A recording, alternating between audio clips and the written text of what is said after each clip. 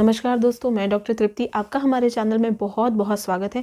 दोस्तों, आजकल हर कोई कहता है कि बहुत वीकनेस फील हो रही है, बहुत ज़्यादा थकान महसूस होती है, बॉडी में एक एक्टिवनेस नहीं है, हम जल्दी जल्दी बीमार पड़ जाते हैं, मौसम ज़रा भी चेंज हो तो हम बीमार पड़ जाते हैं, या फिर हमें जल्दी ही बार बार इन्फेक्शन होता रहता है, शरीर में एक थकावट सी महसूस होती है। तो क्या है इन सब के पीछे की वजह? कहीं ऐसा तो नहीं कि आपको विटामिन डी की डेफिशिएंसी या कमी तो नहीं? तो आज हम बात करने वाले हैं दोस्तों इस वीडियो में कि क्या क्या लक्षण होते हैं विटामिन डी की कमी से आपके शरीर में, जिसे देखकर आप जान सके कि कहीं आपको विटामिन डी की कमी तो नहीं। दोस्तों, इसके क्या कारण हो सकते हैं विटामिन डी की कमी के कारण? सबसे पहले के टाइम पे लोग क्या करते थे, अधिकतर टाइम उनका बाहर ही बीतता था, सन के एक्सपोजर में रहते थे और साथ ही ना ही कोई सनस्क्रीन यूज़ करते थे, ना ही कोई सन ब्लॉक। तो ये वजह थी कि पहले के लोगों को विटामिन डी की कमी नहीं होती थी। लेकिन दोस्तों, आजकल हर कोई कहता है कि शरीर में एक थकावट सी है, हमेशा कुछ ना कुछ भारीपन महसूस होता है, बॉडी में बहुत वीकनेस फील होती है।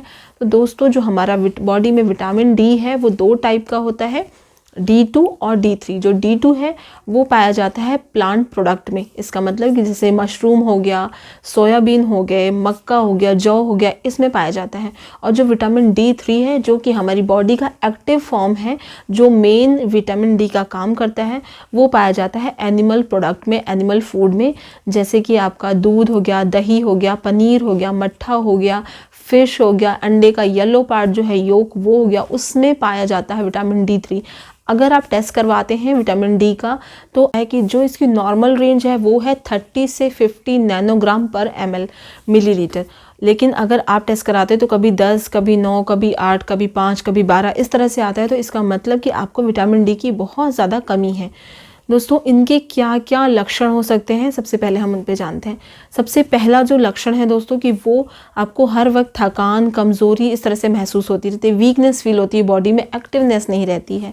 दूसरा जो लक्षण है दोस्तों कि बॉडी में कैल्शियम के होते हुए भी अगर विटामिन डी की कमी है तो बॉडी हमारी उस कैल्शियम को यूज़ नहीं कर पाती है और उस वजह से आपको आपके जोड़ों में दर्द हो सकता है, अर्थराइटिस हो सकता है, फ्रैक्चर होने का रिस्क रहता है, हमेशा कमर में दर्द रहता है, हाथ पैरों में दर्द महसूस होता है। तो ये जो बोन्स की प्रॉब्लम है, जो हमारी हड्डियां हैं वो कमज़ोर होने लग जाती हैं, ऑस्टियोपोरोसिस हो सकता है। ये बहुत सारे ऐसे प्रॉब्लम्स हैं जो हो जाती हैं। लेकिन कैल्शियम है आपकी बॉडी में, लेकिन विटामिन डी अगर नहीं है तो विटामिन डी ही कैल्शियम को अवशोषित कराता है, बॉडी में अब्जॉर्ब कराता है, यूज़ करवाता है बॉडी के। तीसरा जो इसका लक्षण है दोस्तों कि आपको विटामिन डी की कमी की वजह से डिप्रेसिव मूड रहता है, मूड बहुत ज़्यादा ऑफ हमेशा रहता है, स्विंग्स होते हैं, मूड स्विंग्स होते रहते हैं, मेमोरी लॉस होने का लक्षण दिखाने लगता है कि आप कुछ चीज़ रख के या कुछ ऐसा भूल जाते हैं जल्दी जल्दी।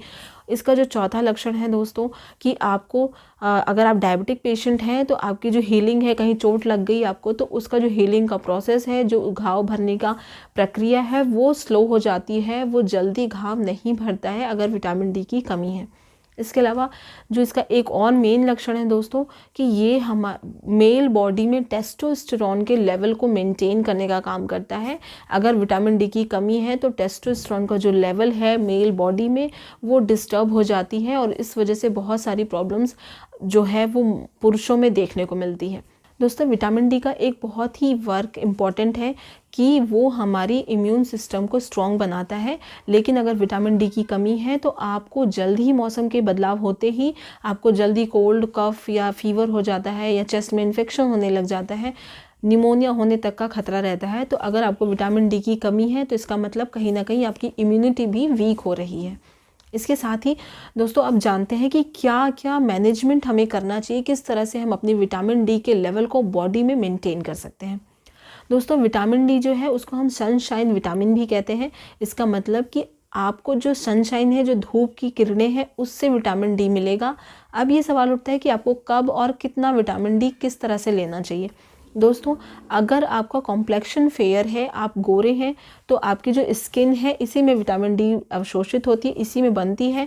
तो आपकी जो स्किन है उसमें मेलाटोनिन का पिगमेंट कम है। अगर आपका फेयर कॉम्प्लेक्शन है तो आपको सिर्फ और सिर्फ सुबह की जो शुरुआत की धूप होती है 7, 8, 9, साढ़े 9 बजे तक की, वो आप 15 मिनट बैठिए, आपको उस दौरान आपको पूरा विटामिन डी डेली आपको बैठना है तो आपको मिल जाएगा, आपकी बॉडी में मेंटेन रहेगा। लेकिन अगर आपका कॉम्प्लेक्शन थोड़ा डार्क है, आप थोड़े सांवले हैं, तो आपको कम से कम 1 घंटा बैठना पड़ेगा इस शुरुआती धूप में, क्योंकि आपके जो स्किन की मेलेटोनिन पिगमेंट है वो ज़्यादा है और वो अच्छे से सनरेज को ईज़िली एब्जॉर्ब नहीं कर पाती है। इस वजह से आपको थोड़ा ज़्यादा बैठना पड़ेगा। साथ ही जो हमारी स्किन में फ़ैट होता है, जो कोलेस्ट्रॉल होता है, उसी को कन्वर्ट करके विटामिन डी बनता है। धूप को यूज़ करके हमारी स्किन में जो भी कोलेस्ट्रॉल और फैट है वो बनता है विटामिन डी में, कन्वर्ट हो जाता है। इसका मतलब कि अगर विटामिन डी की तो यूज़ हो ही रहा है, वो बढ़ रहा है आपके बॉडी में, लेकिन साथ ही आपको फैट भी कम हो रहा है। आपका बॉडी का जो आपकी स्किन का है वो कोलेस्ट्रॉल भी लो कर रहा है। ये बहुत ही अच्छी बात है। दूसरा दोस्तों कि अगर आप ऐसी जगह पे रहते हैं जहाँ पे एयर पॉल्यूशन ज़्यादा है, फैक्ट्रीज़ वगैरह बहुत ज़्यादा है, धुएं ज़्यादा होता है, तो इसका मतलब आप तक सन रेज़ प्रॉपर नहीं पहुँच पाती है। इस वजह से भी ऐसी लोकेलिटी में रहने वालों को विटामिन डी की डेफिशिएंसी देखने को मिलती है। साथ ही खाने में आपका जो सोर्सेज है, जैसे अभी मैंने अपनी वीडियो में बताया कि प्लांट सोर्स हो गया, जैसे सोयाबीन हो गया, जौ हो गया, मक्का हो गया, मशरूम हो गया, साथ ही एनिमल फूड हो गया, मिल्क, पनीर, मट्ठा, दूध और फिश हो गया, एग का येलो पार्ट होगा, ये सारी चीज़ों में विटामिन डी बहुत ज़्यादा अच्छे से पाया जाता है। अच्छा सोर्स है, तो आप इसको अपनी डाइट में डेली या 1-2 दिन छोड़ के शामिल ज़रूर करें। इससे आपकी विटामिन डी की जो कमी है वो दूर हो जाएगी, आपका शरीर एक्टिव रहेगा और आपकी बहुत सारी बॉडी की प्रॉब्लम सॉल्व हो जाएगी। दोस्तों, अगर आपको हमारा ये वीडियो बहुत पसंद आया है तो इसे शेयर ज़रूर करें अपनी फैमिली में, और इन्फॉर्मेटिव लगा है तो इसे सब्सक्राइब ज़रूर करें। धन्यवाद।